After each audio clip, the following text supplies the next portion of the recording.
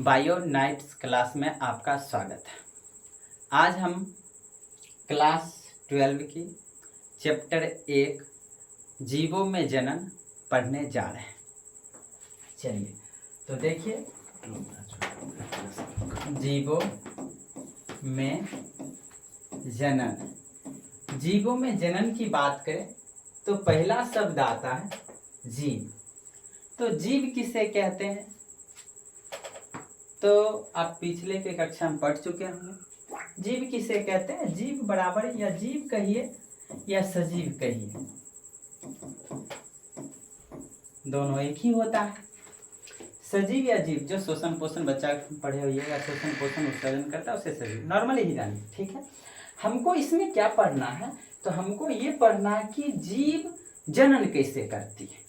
तो पहला पॉइंट आता है जनन। तो हम लोग समझेंगे कि जनन क्या समझेंगे? जनन, जिसको हम लोग बोलते हैं रिप्रोडक्शन। क्या बोलेंगे? रिप्रोडक्शन या जनन। रिप्रोडक्शन या जनन किसे कहते हैं? तो चलिए हम लोग पहले समझते हैं कि रिप्रोडक्शन या जनन किसे कहते हैं। कहेंगे जब कोई जीव अपने जाति को कायम रखने के लिए अपने जैसे संतानों को उत्पन्न करते हैं, उसे क्या कहते हैं? उसे जनन कहते हैं या प्रजनन कहते हैं। तो आप लोग सीखे कि जनन किसे कहते हैं। सिंपल हम जानते हैं कि जनन किसे कहते हैं। जब कोई जीव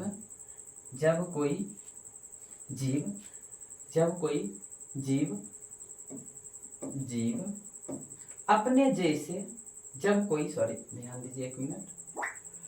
जब कोई अपने जाति को कायम रखने के लिए अपने जैसे संतानों को उत्पन्न करती है, उसे क्या कहते हैं? जनन कहते हैं। या सिंपल हम लोग जानते हैं कि जब कोई जीव अपने जाति को कायम रखने के लिए अपने जैसे संतानों को उत्पन्न करती है, उसे हम लोग क्या कहेंगे? जनन कहेंगे। चलिए तो हम लोग तो आज हम लोग पढ़ेंगे क्या? आज हम लोग केवल क्लासिफिकेशन, वर्गीकरण पढ़ेंगे। मतलब बेसिक में जो जीवों में जनन है वो सारा पॉइंट हम लोग एक वीडियो में पूरे क्या क्या पढ़ना है पूरे इस चैप्टर में सो जाने। तो देखिए हम लोग उसका क्लासिफिकेशन करते हैं। चलिए देखिए, तो पहले हम लोग देखते हैं जनन, जो आप समझ गए। जब कोई जीव अपने जैसे संतानों को उत्पन्न करती है उसे क्या कहते हैं? जनन। चलिए, जनन 2 प्रकार में होती है। जनन कितने प्रकार की होती है? 2 प्रकार की होती है। जनन हम लोग देखेंगे 2 प्रकार की होती है। एक अलैंगिक जनन, एक लैंगिक जनन, एक सेक्सुअल रिप्रोडक्शन, एक सेक्सुअल रिप्रोडक्शन। तो हम लोग पहले समझेंगे क्या कि अलैंगिक जनन किसे कहते हैं, ये सेक्सुअल रिप्रोडक्शन। बस एक पॉइंट याद रखिएगा, क्या? जिसमें एक जनक, क्या कहेंगे? एक जनक भाग लेती है उसे क्या कहेंगे? अलैंगिक जनन। जिसमें एक जनक भाग लेती है उसे क्या कहते हैं? अलैंगिक। जैसे अमीबा अकेले ही नए जीव का निर्माण कर देती है तो उसे हम लोग क्या कहते हैं? अलैंगिक जनन कहते हैं, ठीक है। अलैंगिक जनन को निम्न भागों में बांटा गया। मुख्यतः अलैंगिक जनन को 6 भागों में बांटा गया। कितने भागों में बांटा गया बाबू?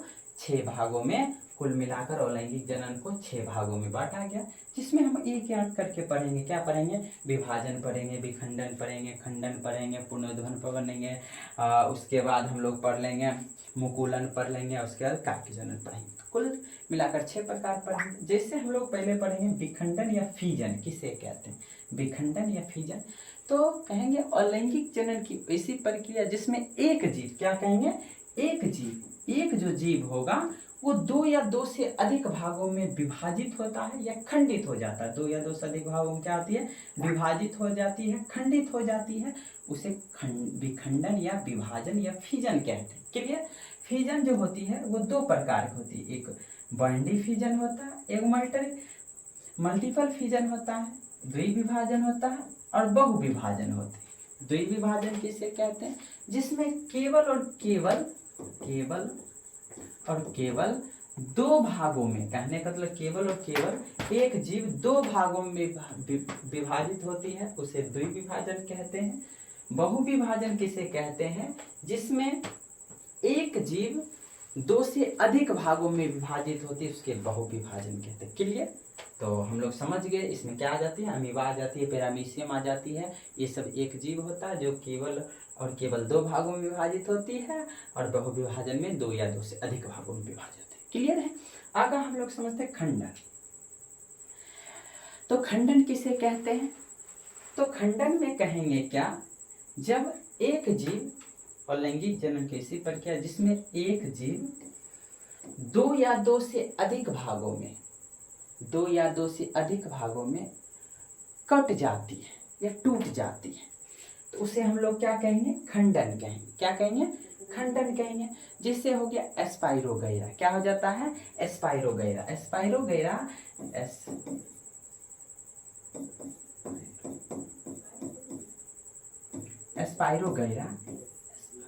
एस्पाइरोगैरा जो होता है, ये जीव एक अकेला रहता है, दो या दो से अधिक भागों में कट जाती है, टूट जाती है, उसे हम लोग क्या कहते हैं, खंडन कहते हैं। क्लियर, समझ गए। खंडन के बाद होता है बीजाणु जनन। क्या होते हैं, बीजाणु जनन। बीजाणु जनन किसे कहते हैं, तो कहेंगे कि इसमें एक सूक्ष्म कोशिका या पतली कोशिका से नए जीव का निर्माण हो जाती है। जो क्या होता है, इसमें होता क्या, खास करके इसमें होता क्या है, जब इसमें बहुत सारा छोटा छोटा बीजाणुधानी बनती है और ये बीजाणुधानी फटती है तो नीचे मिट्टी में गिरकर ढेर सारे सूक्ष्म एक एक कोशिकाएं नए नए जीव का अंकुरण कर लेती है, नए नए जीव का निर्माण कर लेती है। उसी को हम लोग क्या कहते हैं, बीजाणु जनन कहते हैं। क्या कहते हैं बाबू, बीजाणु जनन कहते हैं। क्लियर। तो बीजाणु जनन हम लोग समझ चुके हैं। आगे हम लोग समझते हैं मुकुलन के बारे में। ये मुकुलन क्या होती है, मुकुलन किसे कहते हैं, तो मुकुलन से नाम ही स्पष्ट है कि मुकुलन मूलक, क्या कहेंगे, मूलक। मुकुलन में हम लोग क्या समझेंगे, जिसमें मूलक द्वारा, क्या बोलेंगे बाबू, मूलक द्वारा, मूलक या सतह से नए जीव का निर्माण होता है, उसे मुकुलन कहते हैं। जैसे मूलक या सतह से नए जीव का निर्माण होता है, उसे क्या कहते हैं, मुकुलन। मुकुलन दो प्रकार की होती है, एक बाह्य मुकुलन, एक अंतः मुकुलन। अंतर्मुकुलन या बाह्य मुकुलन किसे कहते हैं, तो जिसमें जीव शरीर के बाहर से, मानिए कि जैसे हम लोग हाइड्रा के देखते हैं, हाइड्रा में क्या होती है कि जीव शरीर पहले थोड़ा सा उभार उत्पन्न होता है और धीरे धीरे वृद्धि करके उभार होता है और वही परिपक्व होकर टूटकर अलग हो जाती है, तो उसे बाह्य मुकुलन कहते हैं। हाइड्रा में बाह्य मुकुलन होता है, हाइड्रा में क्या होता है, बाह्य मुकुलन होता है। अंतर्मुकुलन, जिसमें जीव शरीर के स्पंजर में क्या होता है, अंतर्मुकुलन, जिसमें जीव शरीर के अंतर नए नए जीव का निर्माण होता है, उसे अंतर्मुकुलन कहते हैं। क्लियर, हम लोग देख लिए बाह्य मुकुलन और अंतर्मुकुलन हम जान गए। उसके बाद होता है पूर्ण उद्भवन। क्या होता है बाबू, पूर्ण उद्भवन, जिसको इंग्लिश में रीजनरेशन बोलते हैं। रीजनरेशन कैसे हुआ था, आप लोग छिपकली पूंछ के बारे में जानते हैं, उसका कट जाता था फिर नए निर्माण हो जाता। तो रीजनरेशन क्या हुआ, तो अलैंगिक जनन की वैसी प्रक्रिया जिसमें एक जीव क्या हो जाता है, एक जीव का शरीर दो या दो से अधिक भागों में क्या होती है, टूट जाती है। दो या दो से अधिक भागों में क्या होती है, टूट जाती है और प्रत्येक टूटे हुए भाग नए नए जीव का क्या कर लेते हैं, निर्माण कर लेते हैं, उसे पुनरुद्भवन या रीजनरेशन कहते हैं। जैसे हम लोग समझ गए, छिपकली पूंछ टूट जाता और नया फिर उसका पूंछ चलाता है, तो उसको हम लोग कौन सी बोलते हैं, रीजनरेशन। क्लियर। कायिक जनन किसे कहते हैं, कायिक जनन जिसमें कहेंगे कि जड़ तना पत्ती, तो जिसमें जड़ तना पत्ती से नए जीव का निर्माण होता है, उसे कायिक जनन। जैसे आलू हो गया, तना हो गया, गन्ना हो गया, तो इस सब में से क्या होता है, तनों से नए जीव का निर्माण हो जाता है। और जैसे हम लोग केला देखते हैं, केलार में कैसे जड़ से नए जीव का निर्माण हो जाता है। तो कायिक जनन किसे कहते हैं? जिसमें जड़ तना पत्ती से नए जीव का निर्माण होता है उसे कायिक जनन कहते हैं। तो हम लोग देखे अलैंगिक जनन कुल मिलाकर कितने प्रकार हुए? 6 प्रकार हुए। कौन कौन? विखंडन, खंडन, बीजाणु जनन, मुकुलन, पुनरुद्भवन और कायिक जनन। सारा पॉइंट हम लोग देख लिए, समझ भी गए। आगे हम लोग पॉइंट समझते हैं लैंगिक जनन के बारे में। लैंगिक जनन किसे कहते हैं? तो सिंपल हम लोग जानते हैं, जिसमें कहेंगे 2 विपरीत जनक भाग लेती है। कितने जनक? 2 विपरीत जनक, एक नर हुआ और एक मादा हुआ, 2 विपरीत जनक भाग लेती है। तो जिसमें 2 विपरीत जनक भाग लेती है उसे हम लोग क्या बोलते हैं? लैंगिक जनन। जैसे इसमें नर और मादा हम बात कर लिए, पुरुष हो गए। नर में क्या आते हैं? पुरुष आते हैं और मादा में महिला आती है। तो इससे नर से क्या बनता है? नर युग्मक बनता है, नर युग्मक बनता है। और मादा से क्या बनती है? मादा युग्मक बनती है। और नर युग्मक और मादा युग्मक मिलती है तो क्या बनती है? युग्मनज बनती है, युग्मनज, जिसको हम लोग जायगोट बोलते हैं। तो आप लोग जानते हैं इसमें कुल 46 गुणसूत्र होता है, इसमें भी 46 गुण, और सूत्री विभाजन कारण 23 गुणसूत्र बनता है, इसमें भी 23 गुण। तो ये सारा हम डिटेल से पढ़ेंगे। फिलहाल हम लोग जान गए कि क्या जाने कि लैंगिक जनक में 2 विपरीत जनक की भाग लेती है। लैंगिक जनन में क्या होती है? 2 विपरीत जनक भाग लेती है, उसे लैंगिक जनन कहते हैं। लैंगिक जनन में 3 घटना घटित होती है।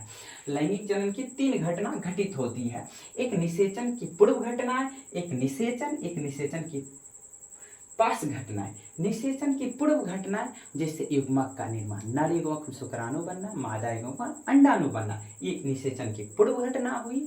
और निषेचन की पूर्व घटना 2 प्रकार की होती है। ये कितने प्रकार की होती? 2 प्रकार की। एक होता है युग्मक का निर्माण, एक होता है युग्मक का स्थानांतरण। एक होता है युग्मक का निर्माण, एक होता है युग्मक का स्थानांतरण। ये युग्मक का निर्माण एवं युग्मक का स्थानांतरण क्या हुआ? तो युग्मक का जिस नर युग्मक शुक्राणु बन गया, मादा युग्मक अंडाणु बन गया, तो युग्मक निर्माण। और अंडा शुक्राणु मादा युग्मक के गर्भाशय तक या एक स्थान से दूसरे स्थान जाती है तो उसको स्थानांतरण बोलते हैं। तो हम लोग देखेंगे निषेचन की पूर्व 2 प्रकार की घटना होती है, एक युग्मक निर्माण, एक युग्मक स्थान, तो वो पढ़ेंगे फिलहाल। उसके बाद निषेचन, नर युग्मक अंडाणु, नर युग्मक शुक्राणु एवं मादा युग्मक अंडाणु के मिलने की प्रक्रिया को हम लोग निषेचन कहते हैं। उसके बाद समझेंगे निषेचन की पूर्व घटना। क्या समझेंगे? निषेचन की पास घटनाएं, बाद घटनाएं। निषेचन की बाद घटना क्या होती है? जब नर युग्मक शुक्राणु और मादा युग्मक अंडाणु मिलती है तो युग्मनज बनती है, और युग्मनज ही धीरे धीरे विकसित होकर वृद्धि कर किसका निर्माण कर लेती है? भ्रूण का निर्माण कर लेती है। और भ्रूण से किसका निर्माण हो जाता है? वही भ्रूण से बच्चे के निर्माण हो जाते हैं। तो इस तरह से हम पूरे प्रक्रिया में हम लोग देखेंगे। आज हम क्लासिफिकेशन पढ़े हैं, और क्लासिफिकेशन में हम जाने कि किस किस तरीका से जीवों में जनन हमको पढ़ना है। तो इतना तक हम आज केवल इसका क्लासिफिकेशन जाने। कल से एक एक पॉइंट हम लोग पढ़ेंगे। थैंक यू, धन्यवाद।